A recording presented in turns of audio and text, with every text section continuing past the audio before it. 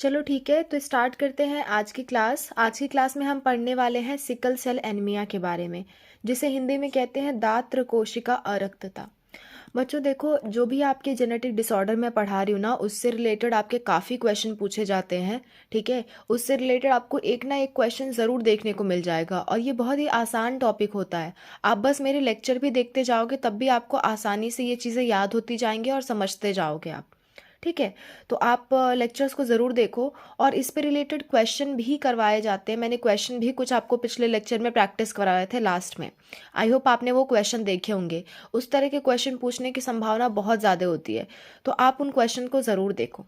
ठीक है, तो आज की क्लास स्टार्ट करते हैं। आज हम पढ़ने वाले हैं सिकल सेल एनीमिया। हम मेंडलीय विकार पढ़ रहे हैं, मेंडलीय डिसऑर्डर पढ़ रहे हैं, मेंडेलियन डिसऑर्डर। मैं एक बार आपको याद दिला देती हूँ सारे डिसऑर्डर के बारे में, फिर बात करते हैं सिकल सेल एनीमिया की। ठीक है, देखो, जेनेटिक डिसऑर्डर में मैंने कहा था जेनेटिक डिसऑर्डर दो टाइप के होते हैं। एक होता है मेंडेलियन, दूसरा होता है क्रोमोसोमल या क्रोमोसोमीय। मेंडेलियन में हमें 6 तरह के विकार पढ़ने थे, जो था आपका कलर ब्लाइंडनेस, हीमोफीलिया यानी कि वर्णांधता, और हीमोफीलिया। ये दोनों हम पिछली क्लास में पढ़ चुके हैं। आज हम पढ़ रहे हैं सिकल सेल एनीमिया के बारे में। ठीक है, आने वाली क्लासेस इन तीनों के बारे में होगी। सिस्टिक फाइब्रोसिस के बारे में हमें नहीं पढ़ना है, तो मैं इसका वीडियो आपके लिए नहीं बनाऊंगी। सिर्फ थैलासीमिया और फिनाइलकीटोन्यूरिया का बनाऊंगी। ठीक है, अच्छा, क्रोमोसोमल डिसऑर्डर की बात करूं तो क्रोमोसोमल डिसऑर्डर मैंने कहा था कि 2 तरह के होते हैं, एनियोप्लॉइडी या पॉलीप्लॉइडी, यानी असुगुणिता या बहुगुणिता। बहुगुणिता केवल और केवल प्लांट्स में देखने को मिलती है। असुगुणिता भी फर्दर 2 टाइप की होती है। असगुणता मतलब होता है कि एक क्रोमोसोम की अधिकता या कमी। ठीक है, तो अगर अधिकता होती है तो उसे हम कहते हैं ट्राइसोमी यानी कि त्रिसूत्रता। अगर कमी होती है तो हम उसे कहते थे नल्लीसोमी यानी शून्य सूत्रता। ठीक है, ट्राइसोमी के 2 एग्जाम्पल हमको पढ़ने हैं, डाउन सिंड्रोम और क्लाइनेफेल्टर सिंड्रोम। और नल्लीसोमी का एक एग्जाम्पल हमें पढ़ना है, जो कि है टर्नर सिंड्रोम। ठीक है, तो इतनी बातें हमें पढ़नी है जेनेटिक डिसऑर्डर में। और अभी हम यहाँ पे हैं, सिकल सेल एनीमिया अभी हम पढ़ रहे हैं। ठीक है, तो आज की हमारी क्लास सिर्फ इसी से रिलेटेड रहेगी, सिकल सेल एनीमिया से रिलेटेड। एक बात आप बहुत अच्छे से ध्यान रखना, हीमोफीलिया, सिकल सेल एनीमिया और थैलासीमिया, ये तीनों आपके ऐसे मेंडलीय विकार हैं जो आपके ब्लड से रिलेटेड है, रक्त के विकार हैं। ठीक है, हीमोफीलिया में आपने देखा था कि क्लॉटिंग फैक्टर नहीं बन रहा था। ठीक है, कि ब्लड क्लॉट नहीं हो रहा था, जिससे कि मान लो चोट लगे तो खून बहता ही जाएगा, बहता ही जाएगा, रुकेगा ही नहीं, जिसकी वजह से व्यक्ति की मौत हो सकती थी। ठीक है, सिकल सेल एनीमिया में भी हम रक्त से रिलेटेड कुछ विकार देखेंगे, पर इससे वो थोड़ा सा अलग होगा। थैलासीमिया में भी हम देखेंगे, और थैलासीमिया इससे थोड़ा अलग होगा। ठीक है, तो आज हम सिकल सेल एनीमिया की बात कर लेते हैं, फिर कल थैलासीमिया की बात कर लेंगे, फिर मैं तीनों को कंपेयर करके आपको बता दूंगी। ठीक है, तो चलो स्टार्ट करते हैं सिकल सेल एनीमिया से। देखो, सिकल सेल में एनीमिया में आप एक बात बहुत अच्छे से ध्यान रखना कि ये ऑटोसोमल रिसेसिव ब्लड डिसऑर्डर है, यानी कि अलिंग क्रोमोसोम संलग्न अप्रभावी रक्त विकार। यानी कि ये क्रोमोसोम कहाँ है, लिंग क्रोमोसोम पे नहीं है। मैंने आपको बताया था टोटल कितने क्रोमोसोम होते हैं आपके पास, 23 पेयर। एक सेल में आपके पास 23 पेयर क्रोमोसोम होते हैं, जिनमें से 22 तो ऑटोसोम होते हैं, 22 तो ऑटोसोम होते हैं, यानी कि काइक क्रोमोसोम होते हैं, या अलिंग क्रोमोसोम कह दूं। और जो आखिरी वाला होता है, आखिरी 23वां पेयर, या तो वो XX होता है या तो वो XY होता है। XY किस में होगा, मेल में। XX किस में होगा, फीमेल में। ठीक है, तो ये वाले क्रोमोसोम को आप कहते हो सेक्स क्रोमोसोम या लिंग गुणसूत्र। ठीक है, सेक्स क्रोमोसोम। तो जो हमने पिछले क्लास में 2 डिसऑर्डर पढ़े थे, यानी कि आपका कलर ब्लाइंडनेस और हीमोफीलिया, ये दोनों लिंग वाले गुणसूत्र पे थे, सेक्स क्रोमोसोम पे इसके जीन थे। ठीक है, लेकिन जो आप अब सारे पढ़ोगे, इन चारों के लिए जो आपका क्रोमोसोम होगा वो आपका ऑटोसोम होगा, वो आपका सेक्स क्रोमोसोम नहीं होगा। ठीक है, तो देखो, इन 22 क्रोमोसोम में से किसी एक क्रोमोसोम पे क्या होगा, इसका जीन होगा। ठीक है, सिकल सेल एनीमिया वाला जीन कहाँ पे होगा, इन 22 में से किसी एक पे। तो मैं आपको बता देती हूँ कौन से पे होता है। ठीक है, देखो, मैं दूसरे कलर का पेन ढूंढ रही थी, अच्छा मिल गया, रुको। देखो यहाँ पे जो आपका ऑटोसोम है वो आपके सिकल सेल एनीमिया आपका 11th क्रोमोसोम पे होता है, 11वें नंबर के गुणसूत्र पे होता है, क्रोमोसोम क्रोमोसोम, यानी कि 11वें नंबर के गुणसूत्र पे किसका जीन होता है? सिकल सेल एनीमिया के लिए जीन होता है।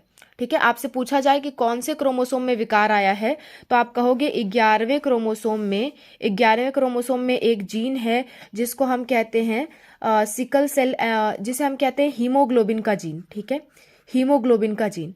इस हीमोग्लोबिन में कोई क्या आ जाता है? विकार आ जाता है, कोई उत्परिवर्तन आ जाता है, म्यूटेशन। म्यूटेशन यानी कि विकार आ जाता है। ठीक है, तो विकार आने पे हम इसको दिखाते हैं, हम इसको ऐसे लिखते हैं, HbS से लिखते हैं। नॉर्मल को ऐसे लिखते हैं, HbA, यानी कि नॉर्मल है ये। HbS मतलब कि ये सिकल सेल एनीमिया वाला हीमोग्लोबिन बन गया। तो आप एक बात याद रखना, जो आपका सिकल सेल एनीमिया है ना, उसमें हीमोग्लोबिन, हीमोग्लोबिन आप जानते होगे ब्लड में मिलता है, हीमोग्लोबिन। ठीक है, हीमोग्लोबिन में कोई ना कोई दिक्कत आ जाती है। ठीक है, हीमोग्लोबिन, आपके ब्लड में हीमोग्लोबिन होता है ना, आपको मालूम होगा ब्लड लाल, आपका रक्त लाल क्यों है? हीमोग्लोबिन की वजह से है। हीमोग्लोबिन वो पिगमेंट है, वो वर्णक है जिसकी वजह से हमारा ब्लड क्या होता है? रेड कलर का होता है। और इसी में कोई ना कोई विकार आ जाता है, कोई ना कोई उत्परिवर्तन आ जाता है। इसको हिंदी में उत्परिवर्तन कहते हैं, उत्परिवर्तन। और विकार मतलब तो डिजीज होता है ना, विकार मतलब डिजीज। तो आपकी हीमोग्लोबिन में क्या हो जाता है? क्रोमोसोम नंबर 11 पे हीमोग्लोबिन का जीन होता है। उस हीमोग्लोबिन के जीन को हम लिखते हैं HbA।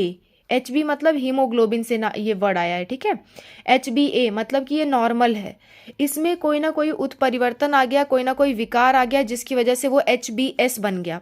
अब ये क्या कर देगा? जिसके अंदर HbS नाम का जीन होगा वो क्या हो जाएगा? उसमें सिकल सेल एनीमिया नाम का बीमारी हो जाएगा। ठीक है, तो ये बातें आप याद रखना। थोड़ा सा हम हीमोग्लोबिन के बारे में पढ़ते हैं, तभी हमको ये बहुत अच्छे से समझ में आएगा। हीमोग्लोबिन के बारे में थोड़ा सा पढ़ते हैं, तब जाके हमको ये विकार बहुत अच्छे से समझ में आएगा। ठीक है, और आपका जो थैलासीमिया होगा ना, वो भी हीमोग्लोबिन से रिलेटेड विकार होगा, लेकिन थोड़ा सा उसमें फ़र्क होगा। क्या फ़र्क होगा हम देखेंगे। ठीक है, तो चलो पहले हीमोग्लोबिन के बारे में थोड़ा सा देख लेते हैं, ताकि ये डिजीज़ हमको अच्छे से समझ में आ जाए। ओके, चलो स्टार्ट करते हैं। देखो, अगर मैं बात करूं हीमोग्लोबिन की, ठीक है, अगर मैं बात करूं हीमोग्लोबिन की, हीमोग्लोबिन, हीमोग्लोबिन क्या है? एक तरह का पिगमेंट है, पिगमेंट है जिसे आप क्या कहते हो? वर्णक कहते हो। ठीक है, यानी इसी की वजह से ब्लड क्या होता है? रेड कलर का होता है। Responsible for red colour of blood, red colour of blood. तो इसे आप हिंदी में भी लिख सकते हो कि ये खून के लाल होने के लिए रिस्पॉन्सिबल होता है, जिम्मेदार होता है। इसी की वजह से आपका खून क्या होता है? लाल कलर का होता है। ठीक है, तो एक देखो, एक अगर मैं आरबीसी बनाऊं, आरबीसी, आरबीसी माने लाल रुधिर कणिकाएं, यानी कि रेड ब्लड सेल्स। ठीक है, एक आरबीसी अगर मैं बनाऊं तो वो आपको कुछ सामने से ऐसे दिखती है, लेकिन अगर आप उसको देखो, सामने से कोई चीज़ देखो तो वो आपको सर्कल जैसी दिखेगी, लेकिन आप अगर घुमा के उसको ऐसे देखोगे तो वो कुछ इस तरह की नज़र आती है। ठीक है, वो कुछ इस तरह की नज़र आती है। अच्छा, याद करो फिजिक्स में आपने पढ़ा होगा, ऐसा तल, ऐसा इस तरह के लेंस को हम क्या कहते हैं? बाई कनकेव लेंस कहते हैं। बाई कनकेव, कनकेव मतलब जिसका ये अंदर थोड़ा सा धंसा हुआ होता है ना पार्ट, उसे हम कनकेव कहते हैं। ठीक है, अगर हिंदी में मैं आपको बताऊं तो हिंदी में इसे कहते हैं द्विअवतल, इसे हम हिंदी में कहते हैं द्विअवतल। ठीक है, ये अवतल पृष्ठ है, ये भी अवतल पृष्ठ है, तो इसको द्विअवतल कहेंगे क्योंकि दो अवतल पृष्ठ है इसमें, बाई कनकेव है ये। ठीक है, तो आरबीसी आपकी कैसी होती है? आरबीसी इज बाई कनकेव, यानी कि आरबीसी द्वि अवतल शेप की होती है। ठीक है, इसका आकार कैसे होता है? द्विअवतल जैसा होता है। ये नॉर्मल की बात कर रहे हैं, नॉर्मल कंडीशन में। ठीक है, नॉर्मल कंडीशन में आरबीसी आपकी क्या होती है? बाई कनकेव होती है। ठीक है, अच्छा, दूसरी बात अगर मैं करूं तो जो आपका हीमोग्लोबिन होता है ना, वो किसके अंदर है? आरबीसी के अंदर क्या होता है? आरबीसी के अंदर ही हीमोग्लोबिन है। ठीक है, हीमोग्लोबिन को हमेशा मैं H और स्मॉल b से दर्शाऊंगी। अगर नॉर्मल है तो HB पे कैपिटल A, इसका मतलब नॉर्मल हीमोग्लोबिन। ठीक है, सामान्य हीमोग्लोबिन, नॉर्मल हीमोग्लोबिन, यानी कि सामान्य हीमोग्लोबिन कुछ ऐसा होता है, आरबीसी के अंदर होता है। एक हीमोग्लोबिन में टोटल 4 चेन होती हैं, 4 चेन होती हैं, ठीक है। एक हीमोग्लोबिन की कितनी चेन होती हैं?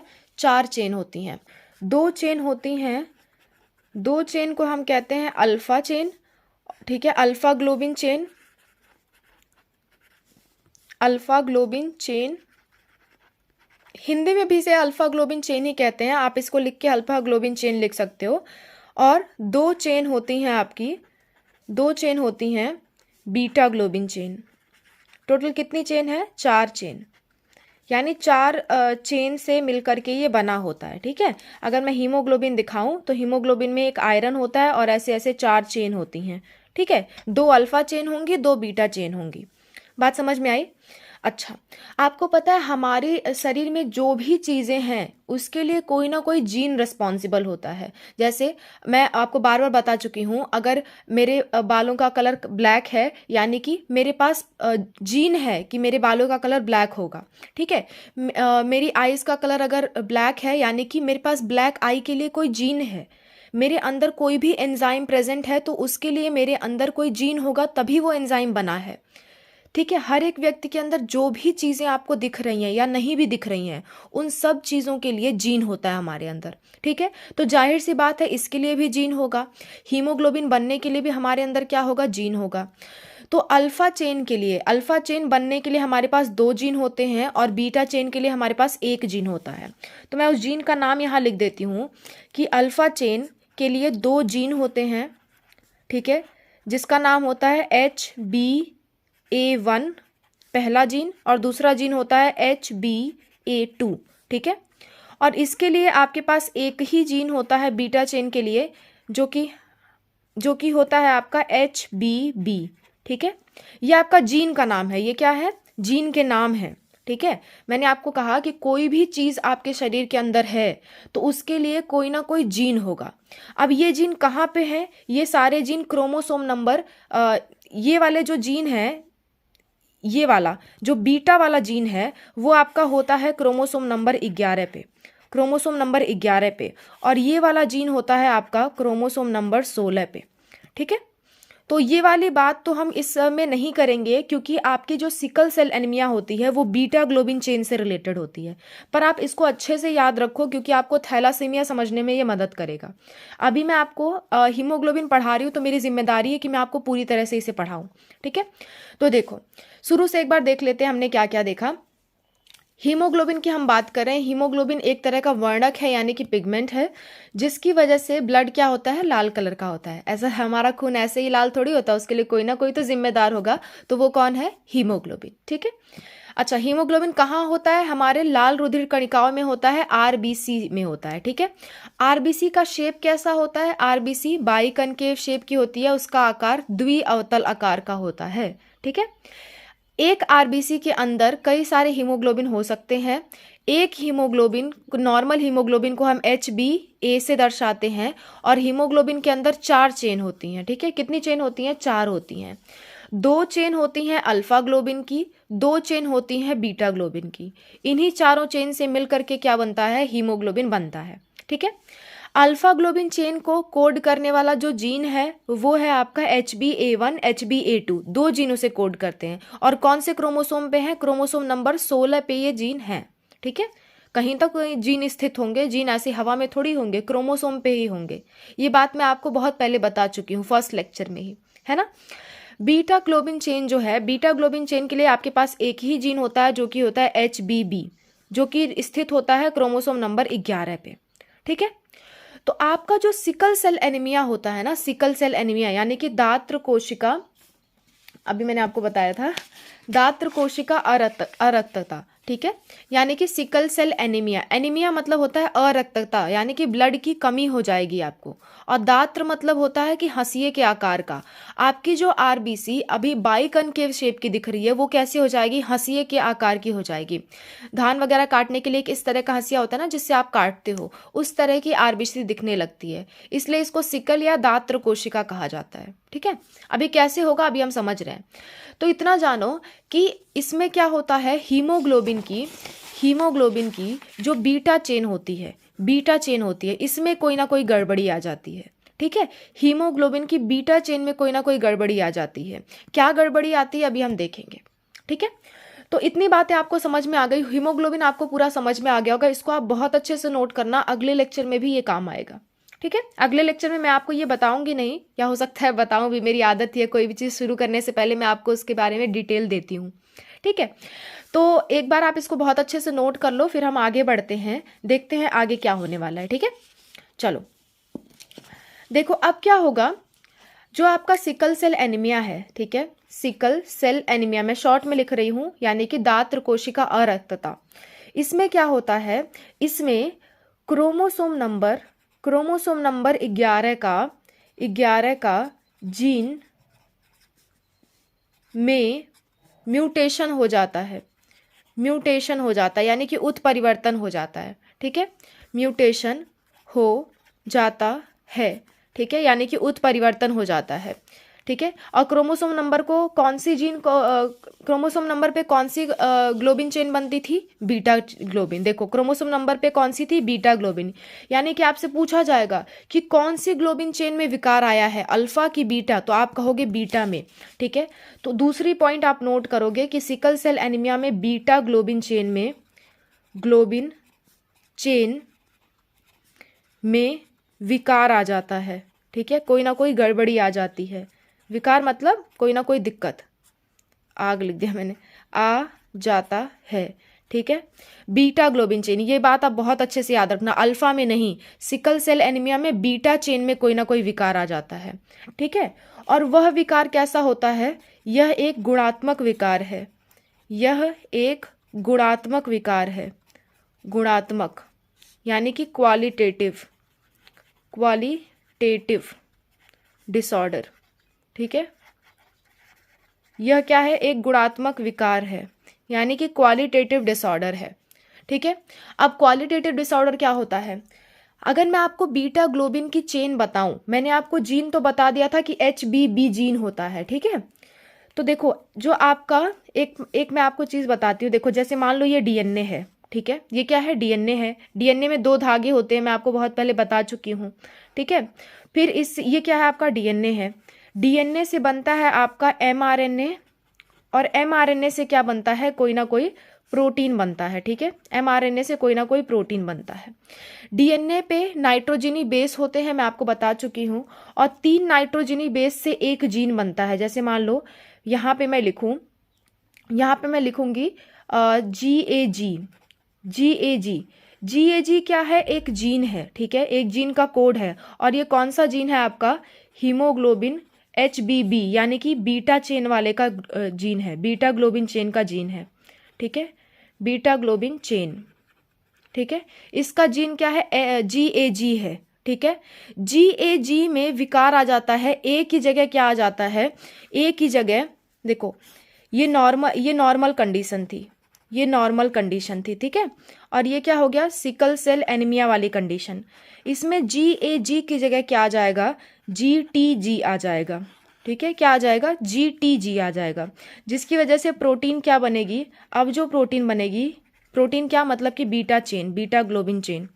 ठीक है, बीटा ग्लोबिन, ये भी लिख दे रही हूँ मैं, बीटा ग्लोबिन। ठीक है, देखो होना क्या चाहिए था, हमारे पास GAG होना चाहिए था। ये क्या है, आपका HBB वाला जीन है। इस जीन को ऐसे लिखते हैं, GAG करके लिखते हैं। ये सब क्या है बेटा, थोड़ा सा आपको जेनेटिक्स पढ़ने पे समझ में आता है। कोडॉन इसे कहते हैं। हर एक जीन 3 नाइट्रोजनस बेस का बना होता है। ठीक है, तो इसको थोड़ा सा आप मेरा वो वाला लेक्चर जाके देखना, जो मैंने DNA की प्रतिकृति बताई है, उस वाले लेक्चर को आपको जाके देखना। उस वाले लेक्चर का लिंक हमेशा आपको डिस्क्रिप्शन में मिल जाएगा। साइंस की बोर्ड्स की इंपॉर्टेंट जो प्लेलिस्ट है, उसमें मैंने दे रखा है DNA की प्रतिकृति। वहाँ पे मैंने ये सारी चीज़ें आपको बहुत अच्छे से समझाई हैं। ठीक है, हर चीज़ बार बार समझाना तो संभव नहीं है ना, तो आप एक बार जाके उसे देखना। तो देखो DNA से क्या बनता है, mRNA से कोई भी प्रोटीन बनता है। यहाँ हमें किस प्रोटीन से मतलब है, बीटा ग्लोबिन प्रोटीन से मतलब है। ठीक है, जो कि किसकी चेन है, आपकी हीमोग्लोबिन की चेन है। तो नॉर्मल डीएनए से आपका बनना चाहिए था GAG वाला mRNA, जिससे आपका प्रोटीन बनना चाहिए था, ठीक है। GAG से आपका क्या बनना चाहिए था, पूरा प्रोटीन बनना चाहिए था। लेकिन गलती से वहां पे कोई उत्परिवर्तन आ गया एक पॉइंट पे। देखो टी सिर्फ बदला है, जी और जी सेम सेम है, लेकिन ए की जगह क्या आ गया, टी। इसीलिए इसको कहते हैं पॉइंट म्यूटेशन, यानी कि जीन, एक ही जीन में विकार आ रहा है, किसी एक पॉइंट पे आ रहा है, ठीक है। एक ही पॉइंट पे विकार आ रहा है, जिसकी वजह से ये बीटा ग्लोबिन चेन बन रही है वो सही नहीं बन रही है, वो गलत बन रही है। अब गलत कैसे बनती है, देखो प्रोटीन किसके बने होते हैं, अमीनो एसिड के बने होते हैं, ठीक है। प्रोटीन कई सारे अमीनो एसिड के बने होते हैं। तो इसमें टोटल बीटा ग्लोबिन चेन में टोटल 7 अमीनो एसिड होते हैं। कितने अमीनो एसिड होते हैं, 7 अमीनो एसिड होते हैं, ठीक है। बहुत लंबी चेन होती है, देखो 7 अमीनो एसिड से बड़ी भी हो सकती है, लेकिन आपके एनसीईआरटी में 7 अमीनो एसिड दे रखा है। यहाँ पे मैं लिख दे रही हूँ अमीनो एसिड। 7 अमीनो एसिड की प्रोटीन की चेन होती है। वो सातों अमीनो एसिड मैं आपके लिए एक बार लिख रही हूँ यहाँ पे, आप याद करो ना याद करो कोई दिक्कत नहीं है उसमें। वैल, हिस, लियो, थ्रियो,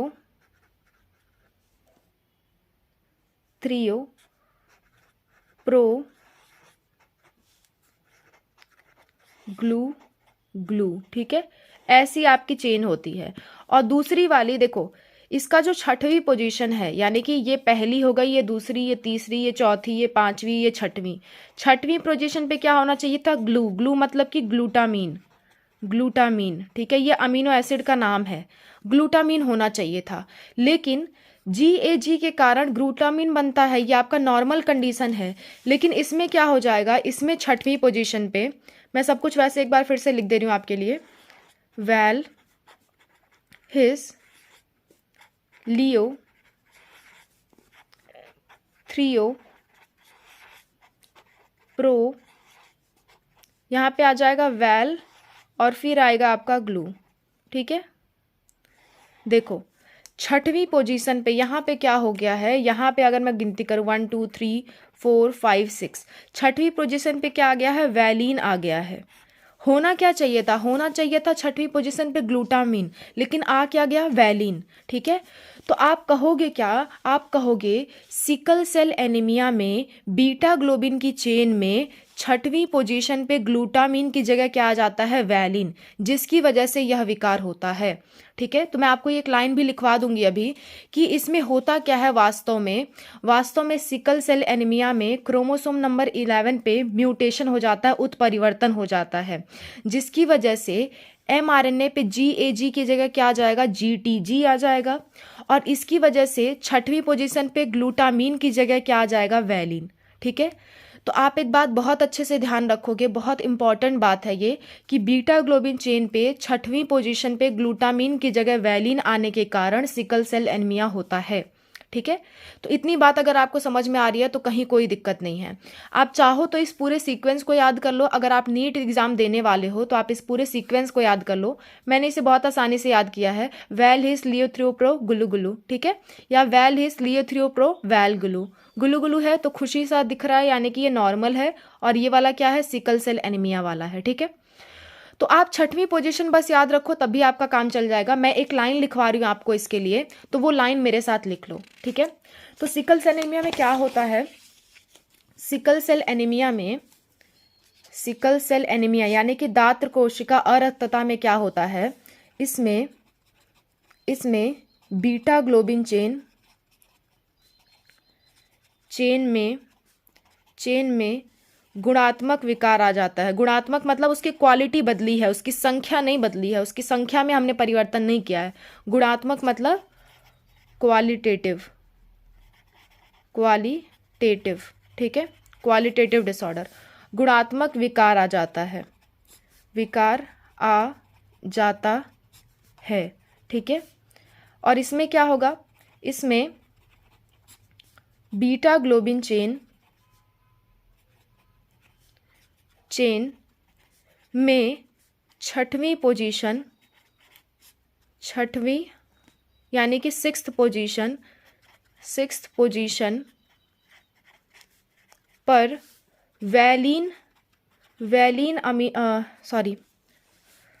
पर ग्लूटामीन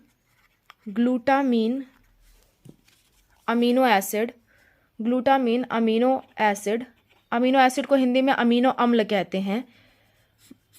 ग्लूटामीन अमीनो एसिड की जगह वैलीन अमीनो एसिड आ जाता है। वैलीन अमीनो एसिड आ जाता है, ठीक है, जाता है, जिसके कारण बीटा ग्लोबिन चेन सही नहीं बनती, ठीक है। अब ऐसा होने से क्या होगा, इस विकार के आने से क्या होगा, देखो, इस विकार के आने से हीमोग्लोबिन का काम होता है कि ऑक्सीजन को एक जगह से दूसरी जगह तक ले जाए। आपकी जो आरबीसी में हीमोग्लोबिन होती है ना, हीमोग्लोबिन लाल कलर के लिए भी रिस्पॉन्सिबल होती है। एक और पॉइंट आप लिख लो, दे कैरी ऑक्सीजन, ठीक है, वो ऑक्सीजन की वाहक होती हैं। तो जब भी बीटा ग्लोबिन में कोई विकार आ जाएगा तो वो ऑक्सीजन को सही तरह से कैरी नहीं कर पाएंगी, ठीक है, सही तरह से उसको कैरी नहीं कर पाएंगी। और क्या होगा, अंडर लो ऑक्सीजन टेंशन, ठीक है, यानी कि निम्न ऑक्सीजन के कंडीशन में, यानी कि अगर मैं आपको कहूँ निम्न ऑक्सीजन तनाव में, यानी कि ऑक्सीजन की जब कमी है, निम्न ऑक्सीजन तनाव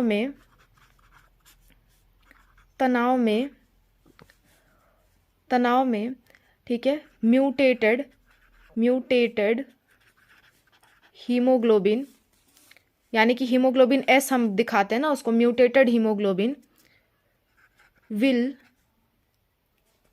विल पॉलीमराइज, यानी कि लो ऑक्सीजन तनाव में उत्परिवर्तित हीमोग्लोबिन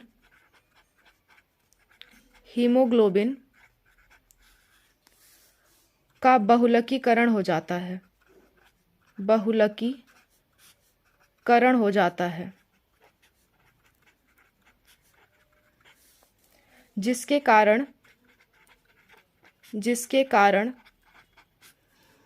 आरबीसी बाइकनकेव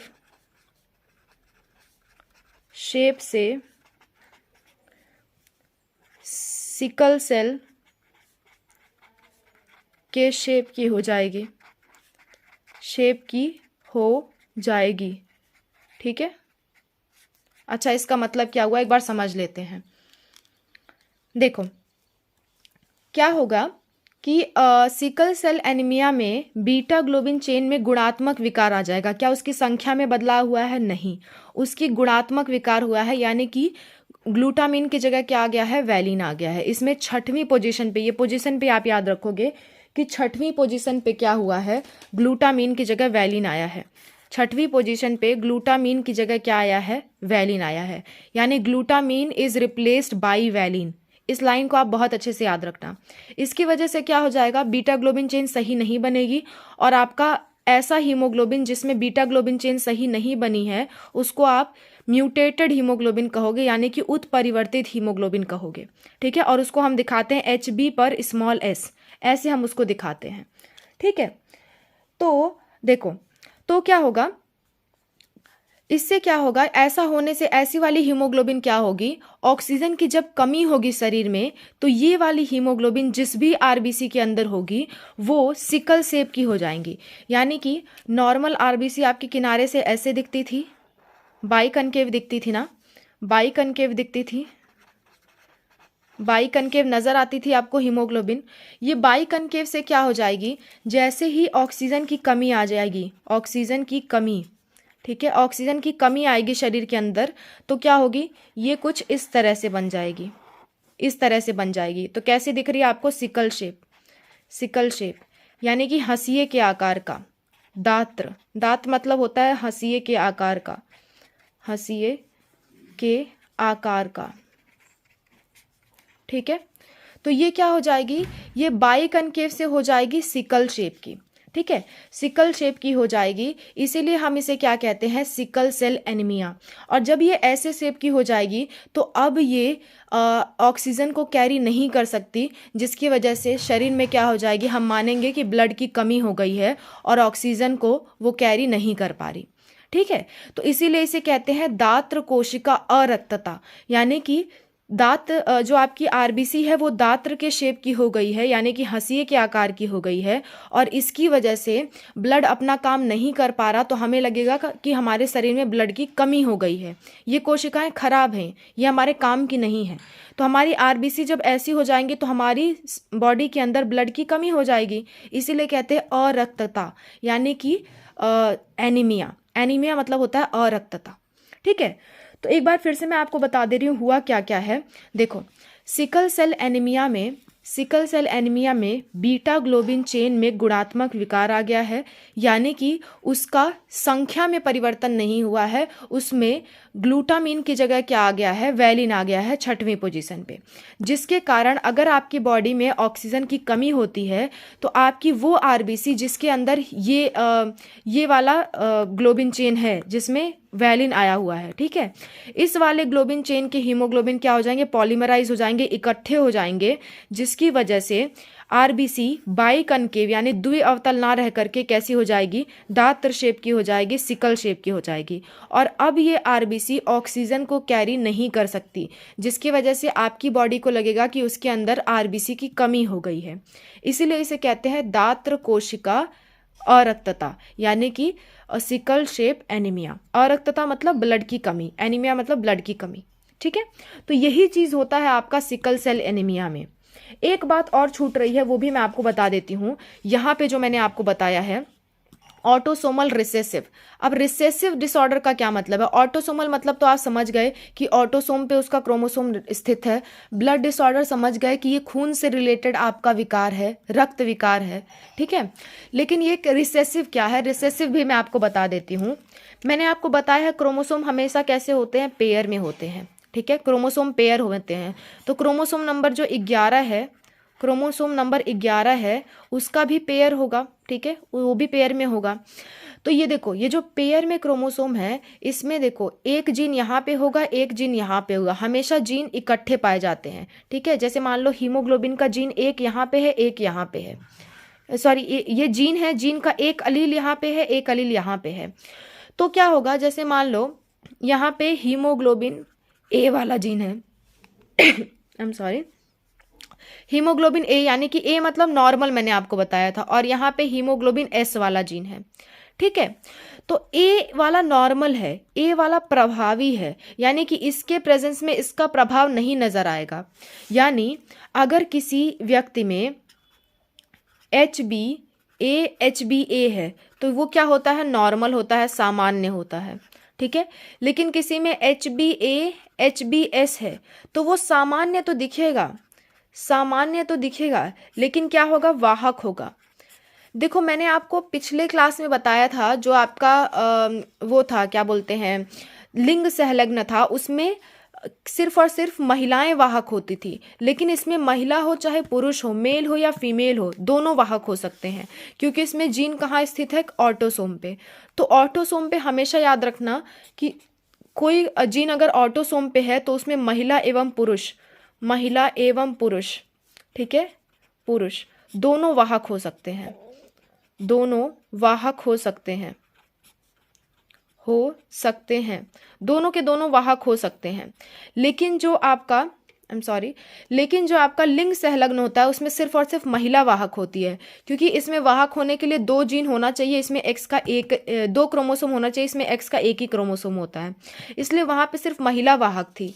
लेकिन यहाँ पे जिसके भी अंदर ये जीन होगा HbA HbS, वो क्या होगा, सामान्य होगा परंतु वाहक होगा। देखने में सामान्य होगा पर वो क्या होगा, वाहक होगा, ठीक है। यानी कि उसके संतानों में ये डिजीज आ सकती है।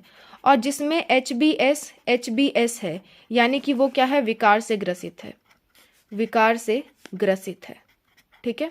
तो ये बात आप अपने ध्यान रखना कि HbA यानी कि नॉर्मल, HbA-HbS जिसमें हो वो सामान्य है, लेकिन वो कैसा होगा, वाहक होगा। देखने में सामान्य है लेकिन कैसा होगा, वाहक होगा, यानी कि उसके संतानों में सिकल सेल एनीमिया के जीन आ सकते हैं। ठीक है। और HbS मतलब क्या होता है, विकार से ग्रसित, यानी कि ये क्या है, सिकल सेल एनीमिया वाला व्यक्ति है। ठीक है। तो रिसेसिव मतलब यही होता है कि जब दोनों के दोनों अलील पे क्या होगा, दोनों के दोनों अलील पे आपका ये जीन होगा, तभी वो अपने आप को दर्शाएगा। जब एक पे होगा तो वो अपने आप को नहीं दर्शाता है। इसी को अप्रभाविता कहते हैं। ठीक है, रिसेसिवनेस कहते हैं। वैसे ये आप इस चैप्टर में पढ़े होंगे, मैंने आपको ये चैप्टर पूरा पढ़ाया तो नहीं है, पर खैर फिर भी मैं उम्मीद करती हूँ आपने ये चैप्टर पढ़ के ही तब इस टॉपिक पे आए हो। नहीं भी आए हो तो कोई बात नहीं, आप इतना याद रख सकते हो कि अलिंग क्रोमोसोम संलग्न अप्रभावी रक्त विकार है। ठीक है, इसमें ये बात आप याद रखना, और जो मैंने आपको यहाँ बताया है ये सारी चीज़ें आप याद रखना। ठीक है, तो इतना सा था आपका सिकल सेल एनीमिया के बारे में। नेक्स्ट क्लास में हम देखेंगे थैलासीमिया के बारे में। ठीक है, तो आज के लिए बस इतना ही। आप इसको बहुत अच्छे से नोट करो, इम्पॉर्टेंट है ये। तो जेनेटिक डिसऑर्डर पूरा का पूरा इंपॉर्टेंट है, दरअसल आपसे कोई भी जेनेटिक डिसऑर्डर पूछा जा सकता है। ठीक है, तो इतनी बातें आप याद रखो। मिलते हैं नेक्स्ट क्लास में एक नए टॉपिक के साथ, जो कि होगा आपका थैलासीमिया। ओके, तो आज के लिए बस इतना ही।